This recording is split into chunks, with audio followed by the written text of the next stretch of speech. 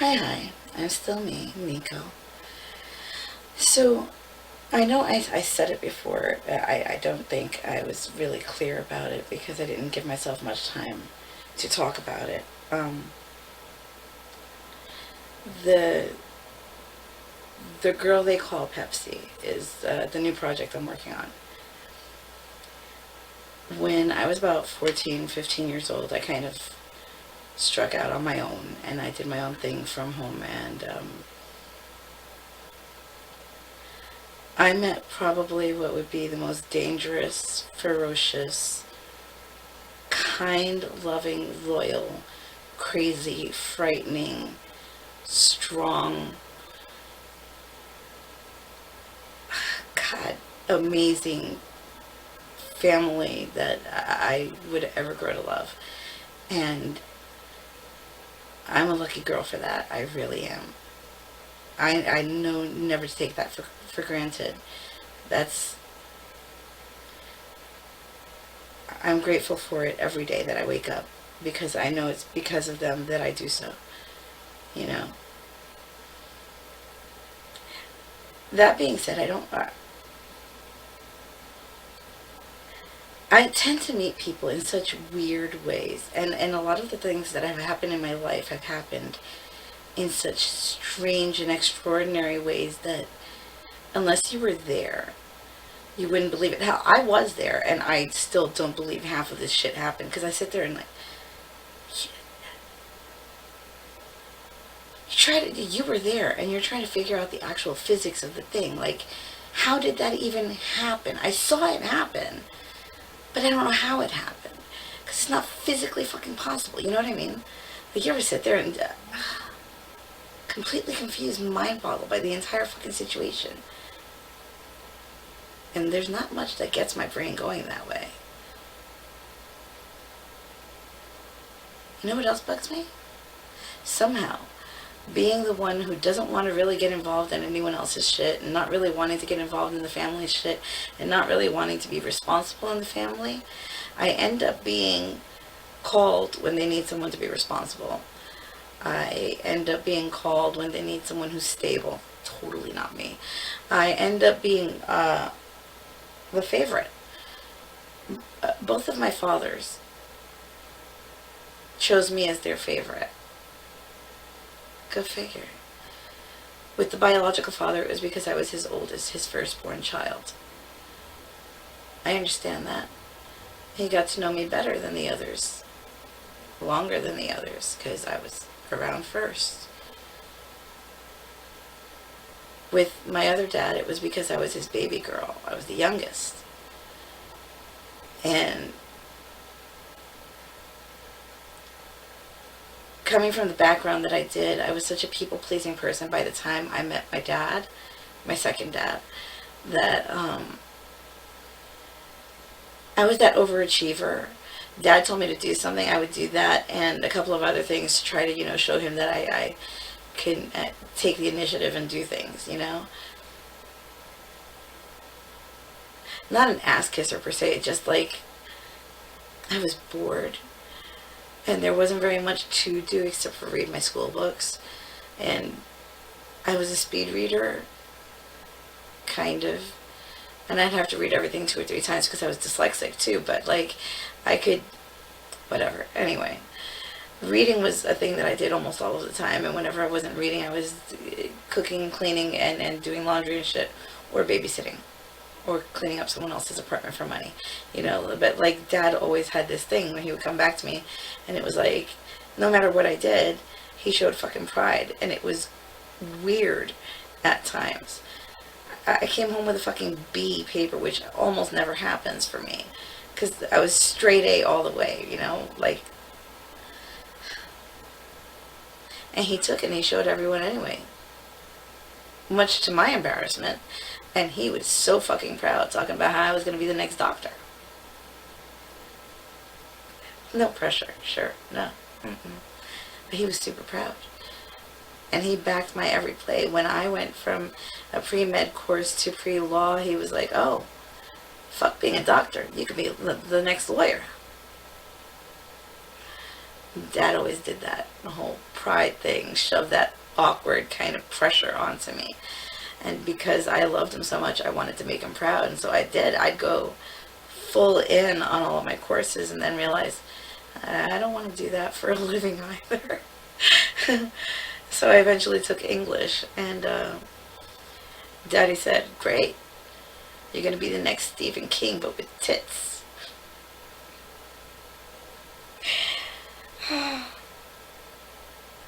No pressure there either, I assure you.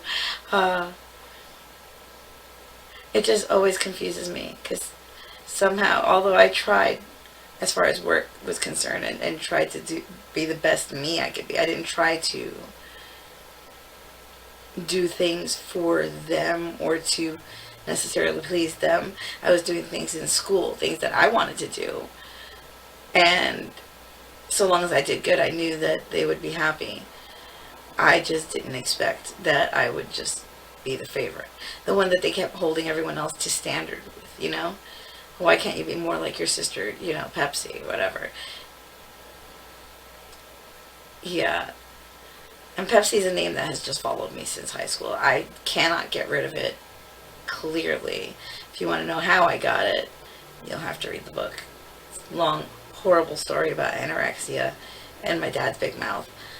But, yeah, I don't know. I find it very, very weird that I always end up being the favorite everywhere I go. I tell my nieces and nephews, listen, I don't want to be the favorite. I'm not going to vie for your attention or anything like that. And they come over here, no, but you are my favorite because you're real. Doesn't matter what I try. I can be as ordinary as I want. And they still come back with the whole, you know, but we love you and you're awesome and you're my favorite. I've got to work on a plan to make my sisters and brothers much cooler than me. This will work. I couldn't even tell you the most impossible ways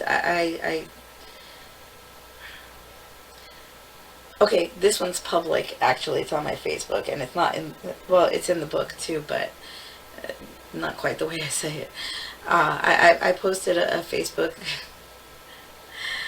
a Facebook status where I tagged my friend in it, someone I had met way back in high school when I was probably actually enrolled in Truman High School, but attending at Lehman High School. And I called him, I asked him, hey dude, do you remember this day that I called you and so and so and so and so to come over and help me break out of the apartment where my pedophilic roommate had me locked inside? And he said, yes, I do. This is not even the most unique situation that I have been stuck in that any of my friends could tell you about. But since I'm me, and if I were to tell these stories, people would look at me and be like, okay, yeah, you're clearly exaggerating. No, I under-exaggerate all of these things, because if I were to tell the stories as they happened, you'll sit there and be like, that clearly did not happen. It could not possibly have happened. It's impossible. I cannot stress to you how possible it all is in my life. My life is just a comedy of errors. It just keeps flipping and falling and tripping over itself so much that it doesn't even, the laws of physics don't even apply. It just doesn't.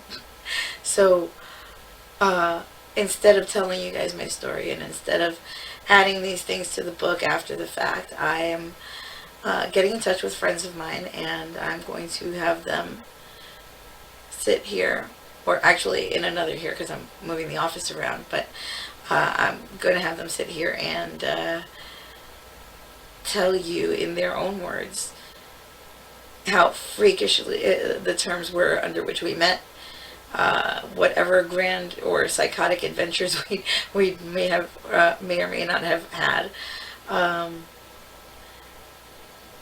any weird or craziness, any type of madness that has happened in our lives that we shared throughout our time of knowing each other, because If I tell you guys are going to sit there and be like, yeah, right, that totally didn't happen. No, dudes, it totally did. And here are my witnesses. I will, they'll be on this playlist, probably, likely, yeah. So there will be a playlist. And I will be doing these interviews. I don't know how often I'm going to put up these videos. Depends on how the participation thing goes. I hope it goes well, because I'd love to get in touch with everybody. It would be awesome. There are maybe like 5 people alive who have pictures of me still from the ages of 15 through 20. Because almost nobody has pictures of me through those ages. Yeah. So that's what we're going to do. That's what I'm going to do on this this separate playlist, the Girl They Call Pepsi. It's going to be that. Even if they haven't known me as Pepsi, they knew me as Rhett or Nico or Trish or whatever, whichever name you know me by. If you want in on this too, please feel free to hit me up, and I'll take my camera to you, man. Let's do this. Let's explain to people why my life is the absolute worst reality TV show that is never going to air. Nothing can go wrong with this. This sounds like a solid plan. And then after that, obviously, next plan is to take over the world. I need a glass of wine.